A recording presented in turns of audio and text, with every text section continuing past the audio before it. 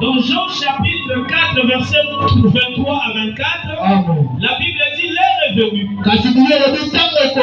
Où elle est déjà venue. Où les vrais adorateurs adoreront le Père en vérité et en vérité. Pourquoi? Dieu est esprit. Le Dieu que nous prions, on ne peut pas le voir. Il est esprit. Alléluia. Amen. Si tu viens avec la chair, tu ne peux pas voir Dieu. Mais c'est à travers Jésus que Jésus l'a fait connaître.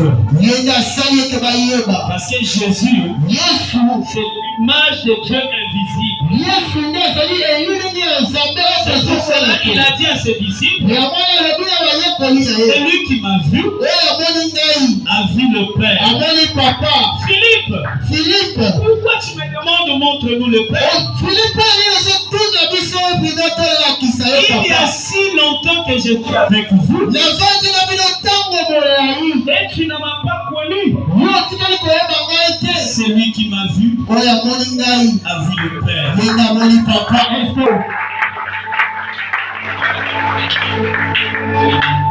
Les disciples sont restés comme ça. Ils avaient la peur. Ils étaient dispersés. Il n'y avait pas d'unité. Tout le monde faisait sa volonté. Là, pas le Saint-Esprit. Tout le monde fera sa volonté. Que le Saint-Esprit, vous serez un. Comme moi et le Père, nous sommes un. Je viens habiter en vous. Amen. Le Saint-Esprit est important. La Pentecôte est important pour nous. C'est le jour où Jésus est descendu sous forme de l'Esprit et venir habiter en nous. Parce que l'Esprit de Christ, c'est le Saint-Esprit. Alléluia. Amen. Bien-aimé, quand tu pries, demandez tous les jours que je sois rempli du Saint-Esprit. Quand tu es conduit par l'Esprit,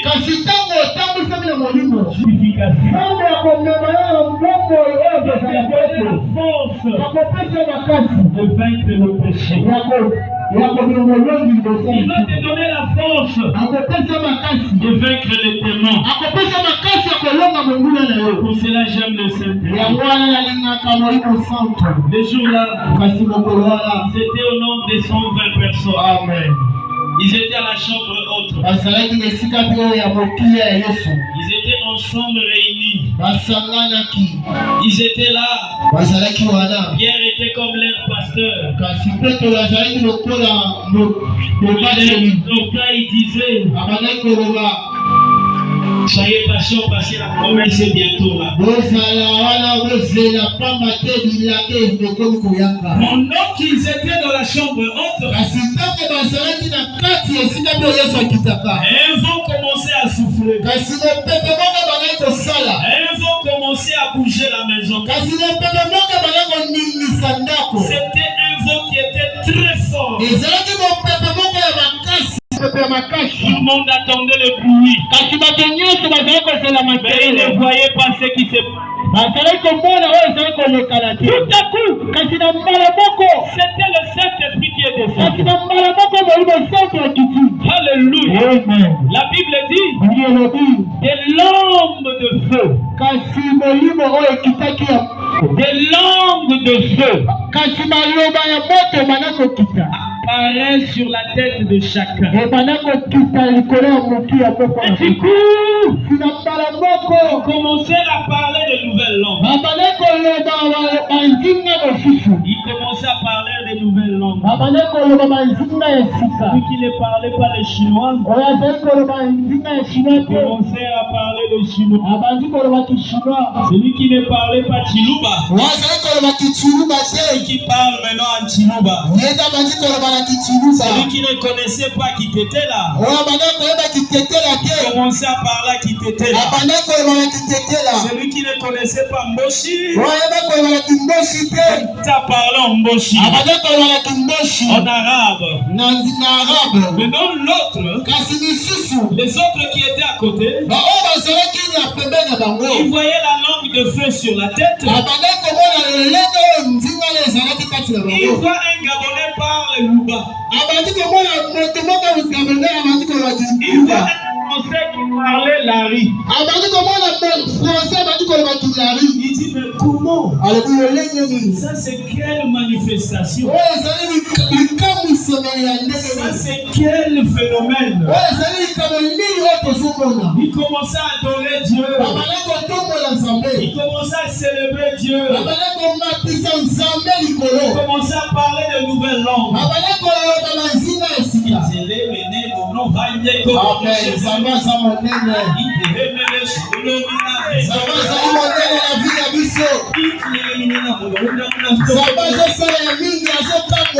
Les autres parlaient Chiluba. Zambi. Les autres parlaient anglais. Jesus.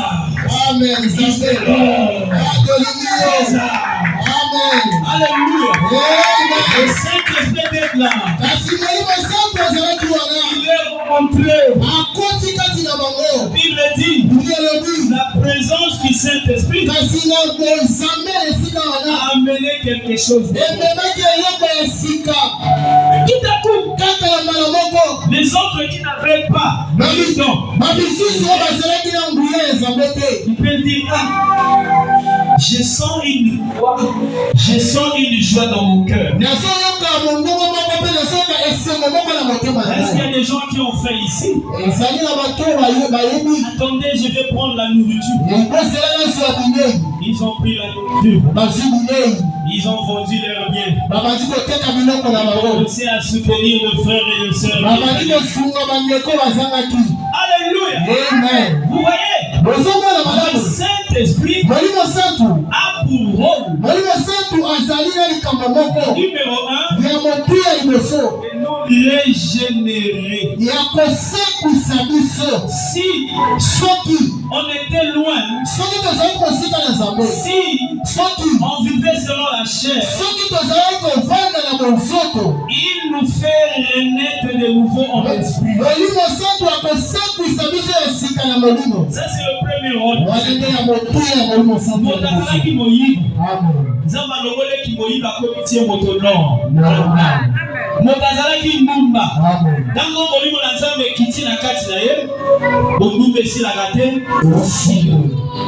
Les jours-là, ils avaient l'amour. C'est pour cela dans l'église, nous devons avoir l'amour.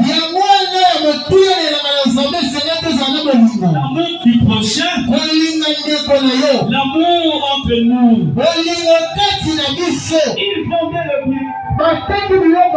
Ils priaient tous les jours. Ils n'abandonnaient pas l'église. Ils ne fuyaient pas l'église. En commun accord. Dans la fraction du pain. Dans la vie de prière. Partager à la nourriture. Ils étaient un. Demandez le Saint-Esprit tous les jours. Le Saint-Esprit va produire l'amour en toi. Alléluia. Deuxième chose. La personne qui reçoit le Saint-Esprit.